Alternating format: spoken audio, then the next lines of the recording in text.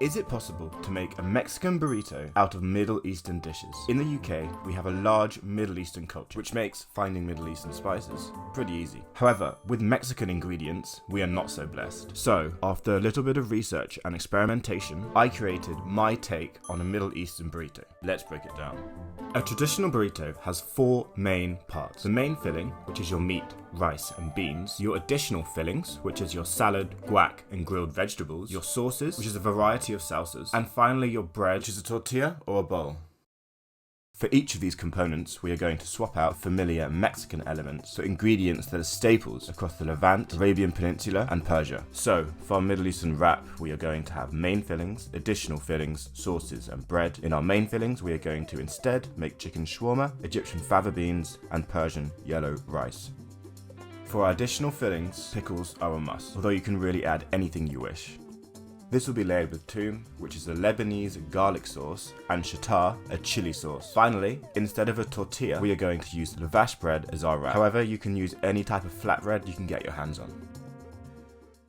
Let's start with our shawarma. This dish originated in the Levant during the Ottoman Empire and has become one of the most popular dishes across the world. The word shawarma actually comes from the Ottoman Turkish word meaning to turn, because traditionally this meat roasts on a vertical spit. Shawarma has different names across the Middle East and Europe, with doner being the term used in modern day Turkey, gyros in Greece, and shawarma across the Arabic world. For my chicken shawarma, we're going with oven roasted chicken thighs, because I don't have a rotisserie and I'm definitely not going to buy one. To get a decent flavour, we need to marinate the chicken in yogurt, lemon juice and spices like cumin, paprika and cinnamon. Let the thighs marinate for a few hours or overnight. Roast them at high heat until they're golden and crispy. Finally, slice the thighs to replicate the thin slices of shawarma you'd be served at a restaurant.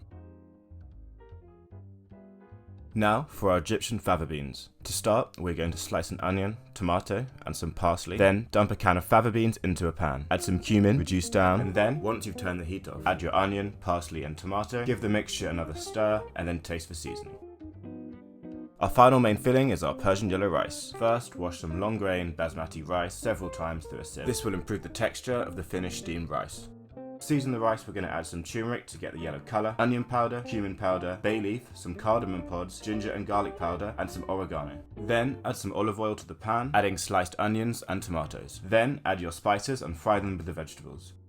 When the spices have been toasted, add your rice, give it a stir, and then add your water. I use a ratio of 1 to 1.5 in volume of rice to water. Once the water is boiling, cover and let the rice steam for 12 minutes. I know it's traditional to use saffron when making Persian rice. However, I'm using turmeric because this way, I don't have to take out a mortgage to use a spice. Now, for our not so fluffy toum sauce. And I say not so fluffy because I messed up making this sauce. Let me explain. Toum is a garlic sauce made with just garlic, oil, and salt. However, while making my toum, my emulsion split, which meant I needed to add an egg to the mixture to re-emulsify the oil and the garlic. This meant the texture was a little bit less light and fluffy than a traditional toum. However, the flavour was definitely still there, and we can just say I made this mistake on purpose to show you how to fix a broken emulsion.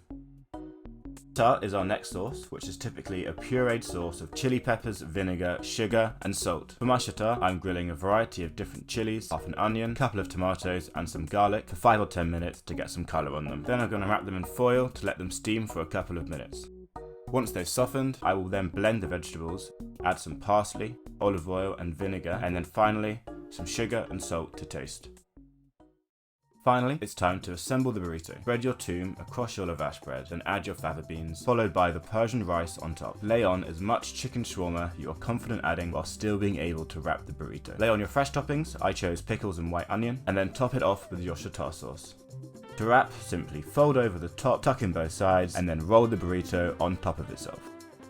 Lavash bread is naturally very low in fat, so we need to add some so it doesn't crack when we fry it in the pan. Once brushed with butter, lay your wraps in a frying pan with more melted butter and cook until golden brown on both sides. I then rolled my wrap in foil to replicate a burrito you would get in Chipotle. I also cut mine in half so I could show you the cross section, but there's no need to do this with the burrito. If you do end up making this, let me know what you think. As you can see from the clips, I really enjoyed this burrito.